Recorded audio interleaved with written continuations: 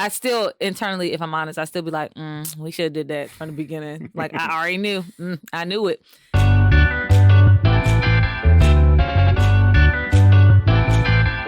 How you guys doing? This is another Off the Mic session with your host Sherelle, and I'm sitting here with my husband Dale. What's up? What's up? And if you haven't seen or if you haven't heard of us before, this is your first time watching our videos. Dale and I host a podcast called About This Love, where we talk about relationships. Also, life things to encourage people, but most of our topics are focused around relationships. You can always follow us on Twitter. No, we don't we don't have Twitter. We don't have Twitter. Maybe one day you'll be able to follow us on Twitter when she starts up with a Twitter page. Yeah, see, I got to start a Twitter page. But for now, we're on Instagram, Facebook, as far as social media platforms, and we have a Discord group, and you can listen to our podcast anywhere where podcasts can be found. But you can also listen to them on Facebook and YouTube as it relates to just the video, audio format. Yeah, so most definitely go check it out. All the links will be in the description box. So for today's video, we're going to talk about marriage advice that we were given on the day of our wedding. So we have these like cards that people wrote on before they came in and sat down to, hear us say I do. And I mean, we got more than 10, but these are the 10. Like with our anniversary coming up, I thought it would be really cool to see which ones we actually use and which ones did we just omit or which ones we had a good laugh at once we sat down and read it. All right, so you ready for this? Go ahead. Okay, so it says advice for Mr. and Mrs., right? So it says at the top of the card. So the first one, have every vacation early before you have more kids. # smart thinking. So, so what do you think about that? Nah, we actually have for the most part. For the most part, we didn't have every vacation. I mean, but we did do a lot of traveling though. So what I'm saying is, you really can't like omit that out of the picture. We did a lot of traveling. Now she wanted to travel before we had our second child, but it was no. It was So the whole story, what had happened was. No, so I was like, oh, yeah, let's have a baby moon, this and that. And he's like, what's a baby moon? We ain't going nowhere. Because I kept pushing for a cruise. Remember that? I kept pushing to go on a cruise. Glad we didn't. Glad we didn't. But, I was like, oh, yeah, let's do something. Let's do a baby moon. Let's just get away for a quick minute before we have, like, our second child. And so he was like, we ain't going nowhere. We're going to be in this house for the next couple of months. Little did we know everything would be shut down and it was on the rise because I think literally after we had our daughter, that's when the virus broke out and everything got shut down, schools and everything. So he did not know, but we did. So in my defense, we were also moving. It takes a lot of money to move. So it's like, well, we just spent all this money moving and buying a house. I don't think vacation is really, okay, really top of the line. You know what I'm saying? Next one, anyway, because I mean, any excuse would do. Go, take them vacations, take the baby moon. You could have did a staycation. Go. Oh, we did a staycation. Go. We did a staycation. We stayed in the house. No, exactly. And then when we were in the house months from there, it was like, oh, I haven't been anywhere in forever. Da, da, da. So, whatever. Here, listen to me. Take those vacations. Go away with your spouse. But if you're buying a house, don't take those vacations. Take the vacations. Anyway, so next one. Stay true to one another. Have we stayed true to one another? What does that mean? When I hear that, I think about just staying committed to the marriage, and I think about no infidelity, always being honest with your spouse. And we've done all those, but if you're talking about always being honest with your spouse, I'll give you an example. Last night, me and my wife had a conversation, and I said, if you or I gain weight, would it be appropriate to tell for either of us to say that we're fat or that we're overweight? That's a perfect example of just small things that you may not be truthful about because you just may want to avoid an argument. You wouldn't tell your spouse that they're fat. That's very insensitive to say, but the way you could word it, well, honey, you've gained some pounds, just or don't just throw it out there like that, because I mean, it depends on the spouse. Like whether like you look at the old picture, be like, man, I was young, had a 6-pack. Now I got a gut. Now I'm married, and I don't I'm have a gut. either way. It's not Abby anymore, but I don't have a gut. Okay, let's go to the next one because I'm not setting myself up. Nah. Finish that joint. I'm not going to set Finish myself that up with joint. it. No, you saying stay true to myself. I think that you can say things that are truthful, but it's not in the spirit of truth, and you're not saying it with love. You're just saying it because it's like, oh, this the truth. Like, you know how everyone get caught up in the this my truth. And so, Yeah. you know, you don't want to get caught up with that with your spouse because it's like, well, are you trying to build them up with what you're saying, or are you trying to tear them down? Yeah, most definitely. I mean, that's why I said that you could always, of course, you wouldn't call your spouse fat. Like a wife wouldn't call her husband fat, and hopefully a husband wouldn't call his wife fat, but you could use another word, like maybe you gained some weight, or maybe you can't fit the clothes you used to be able to fit. Ways to let them know that, you know, honey, you may be, getting a little bit overweight, And I don't think this is really a good way to tell somebody to gain weight, to be honest, because Well, it could be the opposite thing. Like they could be losing too much weight, and the spouse might not like that. No, that's true. Nah, that's true. Yeah, That's true. yeah. So, That's true. all right. So next one, live in spontaneity, meaning being spontaneous. They define what spontaneous means: the quality or state of underdetermined action and movement. Okay. So do we live in spontaneity? Have we taken that advice? Are we spontaneous, or are we like planners? Would you say, like, as a couple? Yeah, we're not spontaneous at all. At all? Because, well, I mean, you are, but I'm not. It's just not my personality. Only because, and I'm not saying that to say that I can't get spontaneous, but just my personality. What should tell you about my personality? I always plan things out, and so I guess because of that, me being spontaneous really isn't like part of my personality. There you go. There you What go. about you? Are you spontaneous? You just said it. I mean, give me an example, I would like to give an example. Okay, you said make it What fun. did you do that was spontaneous? I was thinking about the Chinatown. The Chinatown. The- We had I don't know what you. Oh my gosh! Yes, our first. Was it our first anniversary? So fellas, the next time the woman tells you that you always forget things, or you never remember the important dates, perfect example that's not always true. Okay, you get one out of 100. One. Okay, you get the one. No, yeah. So for our first anniversary, I remember asking Dale, like, where would you want to go if you ever want to go anywhere? And at the time, you were like, China. Why you say at the time for? Well, no. Has it changed now or something? No, I'm just saying at that time, you only said China. Oh. Yeah, you only said, like, I said, if you want to go anywhere to a different country, where would it be?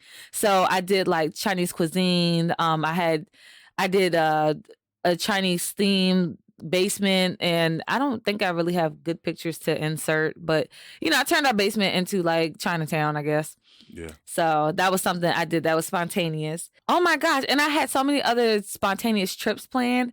But what had happened was Mr. Overthinker here thought about it and then thought about it some more. And then by the time like things went into action, it was just kind of like, yeah, so let's just do something else because it's better planned. It's planned out better. I mean, maybe I'll get better once the kids get older, get older and get out of the house.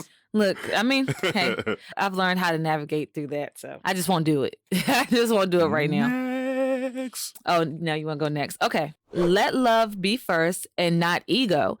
Don't stop dating each other. If all else fails, be gentle and let God guide you. So, what do you think about that one? I like that one. It reminds me of another conversation we were having. I think for me, it's just saying how, well, I know what I could say, what I interpret it as, always hear your spouse, don't allow your ego to override what it is they're saying. Because I feel like as men, sometimes when our wives feel like they can't talk to us because we'll kind of let our pride kind of get aside. It's like, well, while I understand what you're saying, even from a logical standpoint, it makes sense. But because I didn't think about it, or it wasn't my idea, or you shut down my idea, I don't want to do your idea or listen to you, even though what you're saying is probably 10 times better than what I was saying or what I would have done in that situation. So I think that's kind of like how I interpret that. How about you? Oh, yeah. I guess we could do that because I won't say I think I'm always right, but I feel like a lot of times my ideas are really good ideas. And I guess that is my ego. Yeah. But I don't try to gloat about it or be like, we should have just did that. Even though I still internally, if I'm honest, I still be like, we should have did that from the beginning. Like I already knew, I knew it. And so, you'll come back to me and be like, oh, you jinxed me. And I'm just kind of like, nah, I mean, you should just listen to your wife. Hold on. Let me find the one where they say, listen to your wife. Is that within here? I won't jump ahead. I'll just keep reading. So the next one, glue, grace, and patience. Grace, patience, and more grace and more patience. And this is actually signed from a seasoned married woman. So I guess what she means Yeah. for me, it just means give grace and patience, and more grace and more patience. Yeah, I was thinking about that today because I was asking my wife. I'm like, is this our 5th year or our 4th year? And she was like, nah, it's our fourth. It's the completion of our 4th year, going into our 5th year. And one of the things I was thinking about is how when we first got married, we used to argue a lot. And it's funny because like when I think back on it, like a lot of the arguments were like petty stuff. And it's like the more you stay married to your spouse, pettiness kind of decreases. But it's more so that the things that they once did early on in their marriage that bothered you, because you're not used to it, they don't bother you that much anymore. If that makes sense. Yeah, it does make sense. I think that's where the grace and patience come in, because you think you know your spouse, but you really do not know your spouse. Like, Yeah.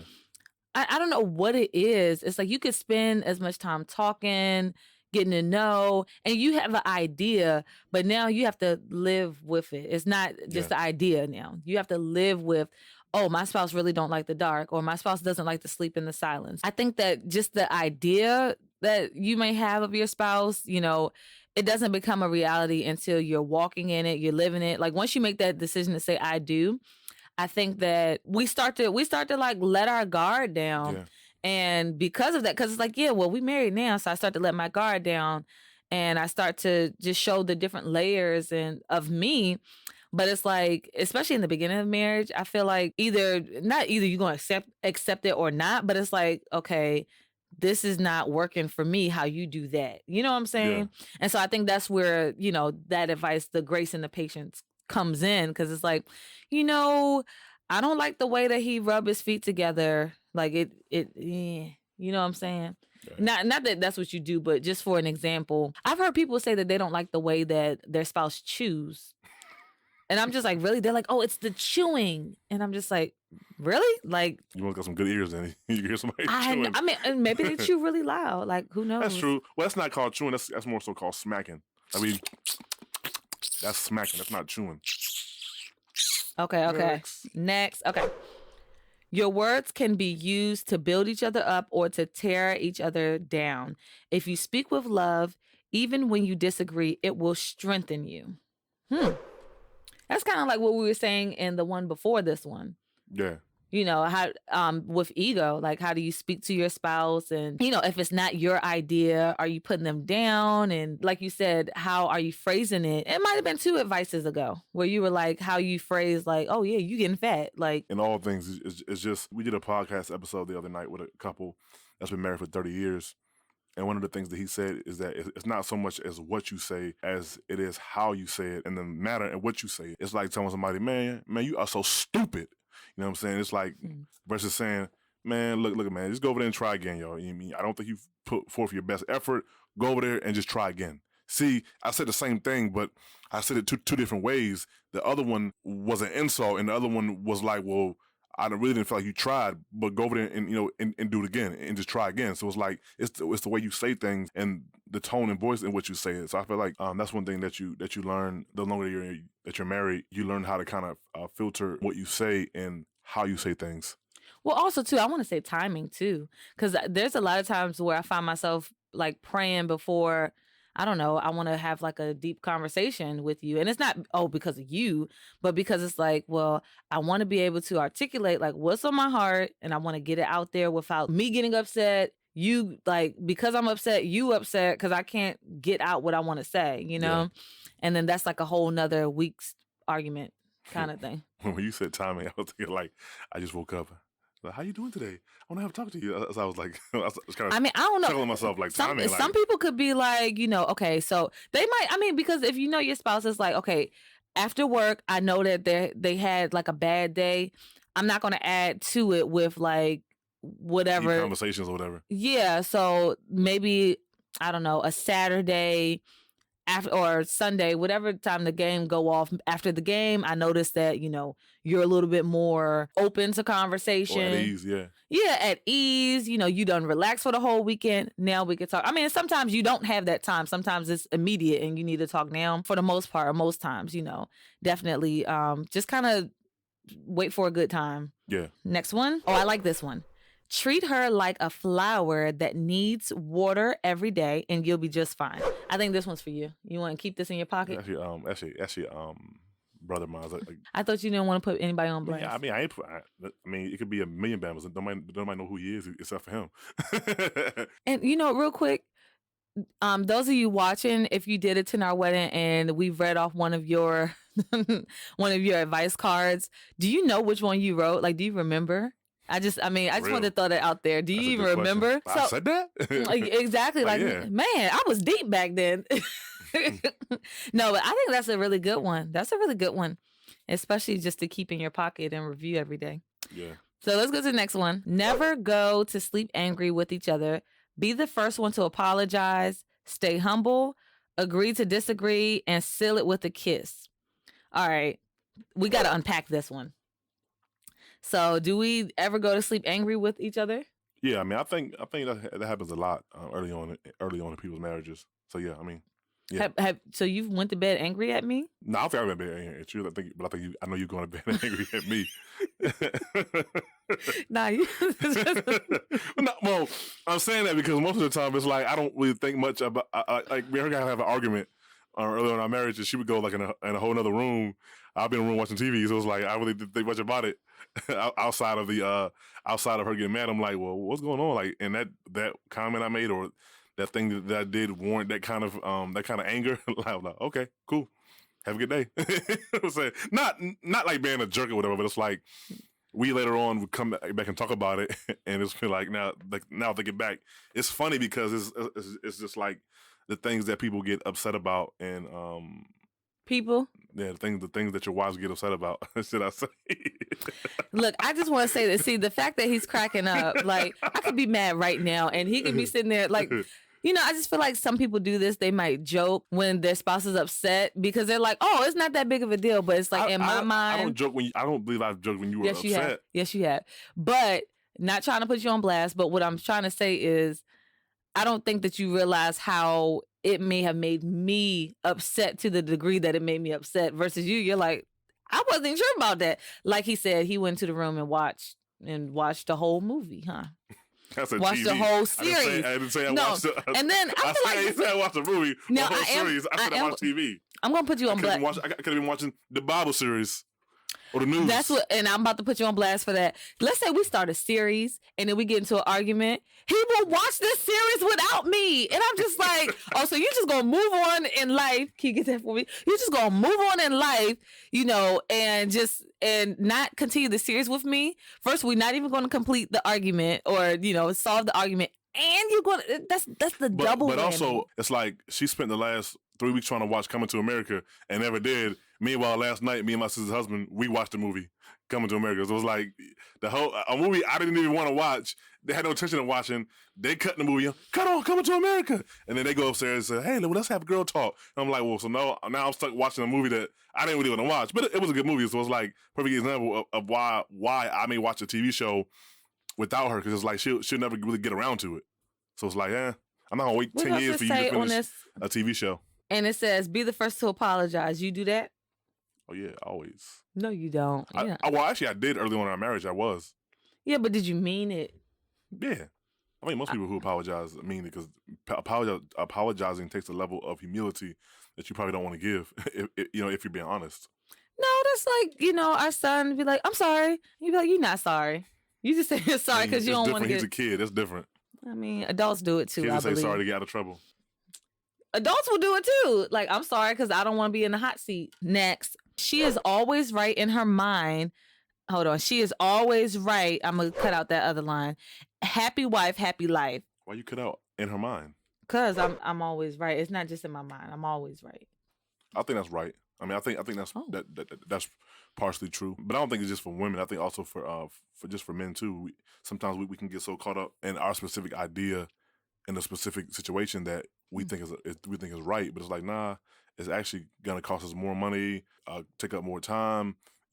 So I think that Mhm. you're not always right. You are always right only in your own mind. Kind of reminds me of the scripture that says it's in the epistle of John.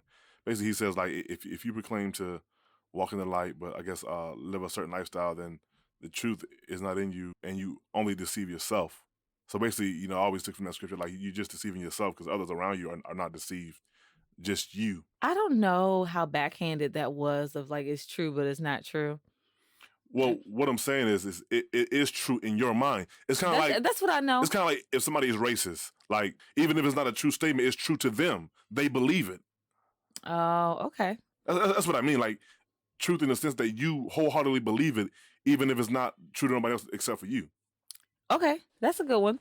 Well, what about happy wife, happy life? Again, I think it's a situational answer to be honest.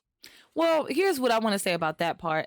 I don't think that it's happy wife, happy life. When is there a time for, the husbands to be like fulfilled or happy or, you know what I'm saying? Yeah, I think some advice that a couple had given us one time was like, if you guys are consistently like serving one another and doing for one another, then you won't have to worry about a need not being met. yeah, yeah.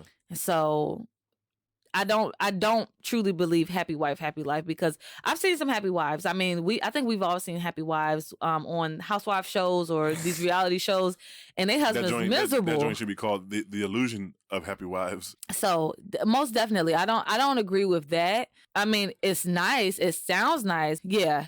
And the last one, communicate. Let one another speak. This is the highest order of great respect. Do not vent to each other in anger. Calm down first, then make at it. Calm down first and then make at it. So, do we communicate or hold on, let me read it again. Communicate, let one another speak. This is the highest order of great respect. Now, have you seen that like within our marriage? I think early on in our marriage, it wasn't so much, and when we did speak, it more so came a time period where we were both upset with one another, and we didn't speak. So because of that, at the time went by, we end up speaking to each other after a while. But I think now it comes natural to us when it's like, well, you've been tripping lately, or you've been spending too much money. Let's have a conversation about it, and I think we normally go and talk about it. Well, it also says let one another speak. So, do you feel like there's been room made in our marriage to let each other speak? Yeah, I feel like there's been growth, but it's not perfect yet. It's been growth. I mean, we only been been together 5 6 years, so Yeah. I mean it's still gonna take more time to grow. And the great words of one of our great leaders that we know personally in our lives, he always says like, you became who you are over the period of 25 30 years. You're not gonna break those bad habits in 2 weeks or 6 months. It's gonna take Yeah. time to unlearn those bad habits and unlearn certain bad behaviors. So it's like, and I think sometimes people forget that like your husband or your wife became who they were in the time period of 20 30 40 50, however old they are, that many years. They're not going to Yeah. unlearn all the bad behavior, all the quirks that they may do that you don't like. They're not going to unlearn that in 2 weeks or stop doing it in 2 weeks. Or even a It's not year. realistic. Yeah, it's just not realistic. That's why the Bible calls for us to be patient and to have long suffering. Long suffering means you're probably going to suffer a lot for a long time. Patience means continue to be patient while you're suffering. And when I say while you're suffering, it's like, well, if they're currently doing something that you don't like or you consider to be disrespectful, it may take them years or 3 4 hopefully not 3 4 years, but it may take them a while to stop doing that certain behavior or unlearn it. That's why I feel like the scripture asks us to love, and a part of the characteristics of love is patience and long suffering. That's why it tells us to do so, because it may be a while before someone stops doing something that annoys us. Yeah. So have And patience it in could your be long suffering. and it could be from the person you love. I Yeah, mean, I mean most definitely. yeah. I think I found that to be really hard as far as the patience part, because I don't know. I mean, you've heard me say this a couple of times. I'm just kind of like, yeah, but so we talked about it and it's still happening. You know what I'm saying? I think I even said one time, like, you saying, like, okay, like, we're not going to do that or you're not going to do that again, but I don't believe you because it's just going to happen again. You were like, it probably is going to happen again, but I'm going to try my best to not do that. Yeah. And so, I mean, that was honest. I can't be upset about that. Like, that was honest. But it's almost like in the same way that, you know, the Lord gives us grace. Why can't we extend that same grace to like our Yep. spouse? I was gonna say that. Yeah. I was going to say that. The same type of grace and mercy and forgiveness that we want God to show us, we ought to show and demonstrate to others as well. It's different, and it's funny because it's like, yeah, you realize it's not easy. You know what I'm saying? It's not easy to forgive somebody knowing that tomorrow they're going to do the exact same thing that they said that they wouldn't do. It's not easy, you know. But when you ask the Lord for His mercy, grace, and forgiveness, He extends that to us. So likewise, we ought to do the same thing for our spouse. Yeah. I mean, it goes back to like that other advice that was given, like patience and grace and more patience and grace and more patience, because it's like now that's the cycle that you want to be on, and always be forgiving towards your spouse. Just always be forgiving, because it's like you're not going to find anybody out there that's perfect, especially when starting out. It's difficult. Like, it's really difficult. So I think it's been like really great advice. I think for the most part we've taken all like from the 10 cards. Yeah. We've used all of that advice, except For the most part. except for the vacation one. I just want to throw that out there. So this has been fun. I hope you guys have gotten something from this video. Drop in the comments below if there's any advice that you've been given on your wedding day that you've used, crazy ones, funny ones, or things that have been like concrete in your marriage, have helped you like get through some tough times. Leave it in the comment section below. We definitely want to hear from you guys. Also, I wanted to say, let us know which advice card was one of your favorites, because I'm just curious to know which one was your favorite and why. Yeah, that's really good. That's really good. Did you have a favorite? I mean, I like all of them for the most part. I like the one where it said, you know, she's always right. I know you were gonna say that. I knew. In my mind, I was like, yeah, she finna say that. She's always right. I mean, you somewhat kind of agreed, but again, it said in her own mind. So it's like, yeah, you can be right in your own mind, you know. All right then. Well, this has been another Off the Mic session. I'm Sherelle, and this is Dale. Thanks for tuning in. Next time, peace. Peace.